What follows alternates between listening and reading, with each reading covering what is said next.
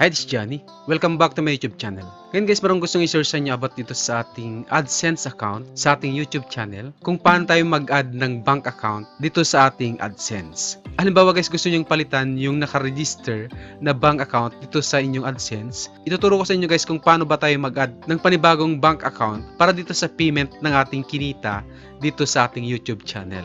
Una guys, kailangan natin i-login yung ating YouTube channel. Halimbawa nakapag-login na tayo dito sa ating YouTube channel. Pupunta naman tayo dito sa ating browser. Then i-type natin www.google.com/AdSense. Automatic na mapupunta tayo dito sa ating AdSense account basta nakalagin na tayo dun sa ating YouTube channel.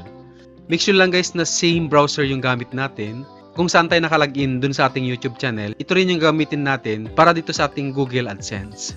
Then kapag nandito na tayo sa ating Google AdSense, hanapin natin yung payment. Ito siya guys. Then payment info.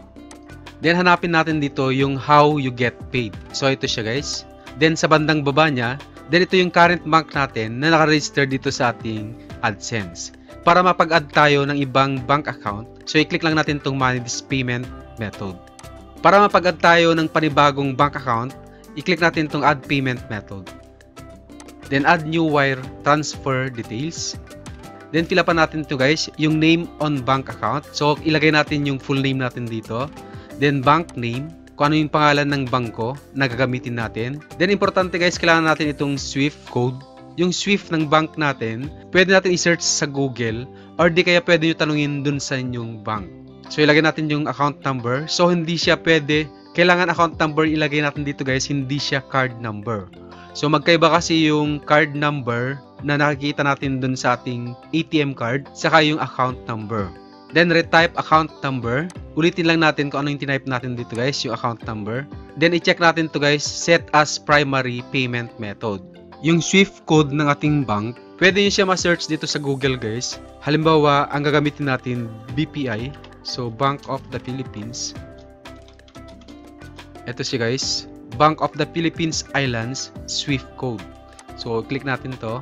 Mache-check naman natin dito guys kung ano yung SWIFT code ng Bank of the Philippines Islands. Kung nagdududa kayo dito guys sa binigay ng Google, pwede kayo pumunta mismo sa inyong bank, then tanungin nyo kung ano yung SWIFT code ng bank na yon. Pero makikita naman natin guys dito, so halimbawa BPI, so makikita nyo yung official website ng BPI, click nyo lang to, bpi.com.ph. Then i-check nyo dito guys kung tama yung binigay dun sa Google search. So sabi dito, for the Bank of the Philippines Island, the SWIFT code is, so ito tama guys, BOPIPHMM. And so i-copy lang natin yan. Then balik tayo sa ating AdSense account. Then i-paste natin guys dito yung nakuha natin na SWIFT code ng ating bank sa SWIFT BIC. And guys, so i-double check natin kung tama yung mga information na in-enter natin dito sa payment method natin. Then huwag natin kalimutan na i-check to guys yung set as primary method payment. Then click natin yung save. Ayun guys, nakapag-register na tayo ng panibagong bank account dito sa ating AdSense. So nakalagay dito primary. Malalaman naman natin yung last 3 digits ng ating bank account. Kung halimbawa hindi siya naging primary guys, halimbawa ito, so pwede nyo naman sa baguhin. Ayan, so iset nyo ito ng primary. Para dito na ipapasok ni Google AdSense yung ating sahod dito sa ating YouTube channel.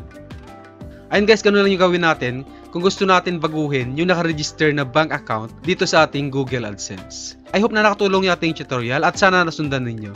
Kung may mga katanungan kayo guys, pwede nyo comment sa ating comment section below para masagot natin.